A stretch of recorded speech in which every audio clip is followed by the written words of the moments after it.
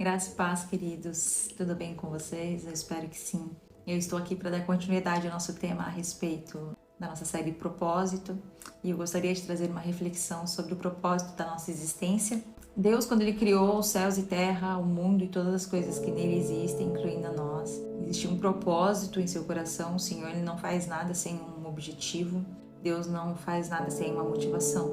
E ao criar o mundo, Deus seguiu convicto e muito motivado ao cumprimento desse propósito. Ainda assim, quando o pecado entrou no mundo, isso não fez Deus largar a mão do propósito dele. Ao contrário, ele prontamente ali dispôs de seu filho para morrer numa cruz, no meu e no seu lugar, para que nós pudéssemos retornar ao lugar que ele sonhou e que ele planejou para nós. Deus sempre teve um alvo, e o alvo de Deus para nós é o de que nós estivéssemos ali vivendo em sua presença todos os dias.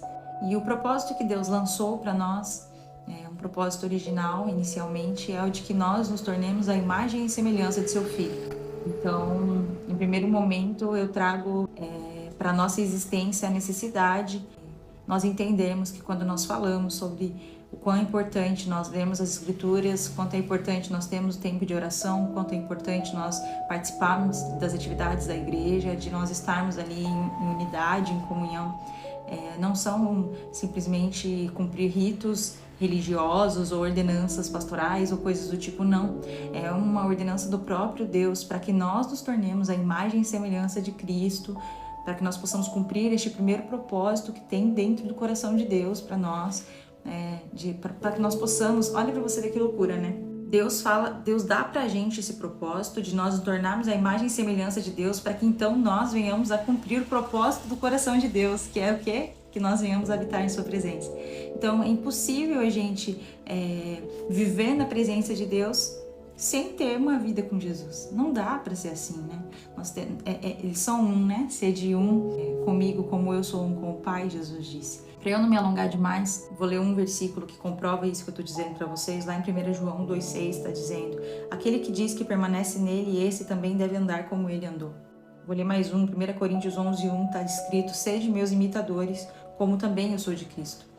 Recentemente eu assisti uma ministração que falou algo que me marcou bastante. Foi dito: quando não se sabe o que se procura, quando encontra, não o percebe. Olha que forte isso. Quando você vive sem saber qual é o seu alvo, qual é o seu propósito, você corre um grande risco de você não alcançá-lo e você simplesmente viver por viver.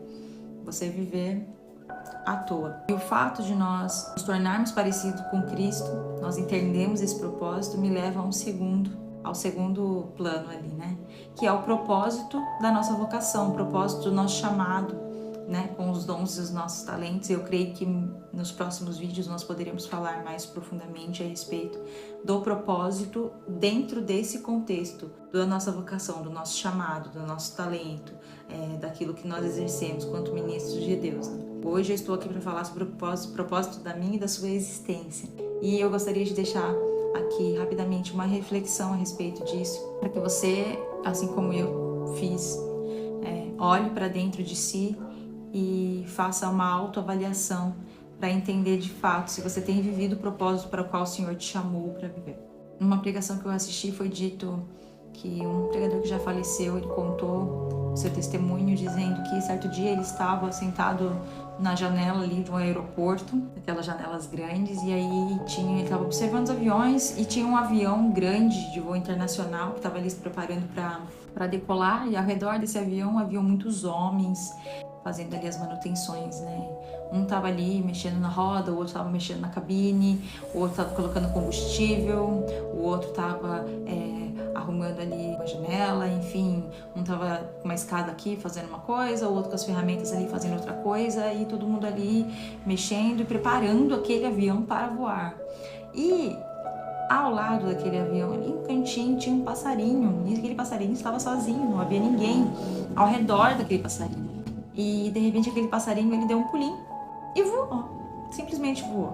E então aquele homem entendeu que quando você não nasceu para fazer alguma coisa, você vai precisar de um monte de gente ao seu redor, o tempo inteiro, fazendo manutenções e você, talvez ali falando, vai, você consegue, vai, não desanima, vai, não desiste, o tempo inteiro, sabe? Te motivando para que você possa voar.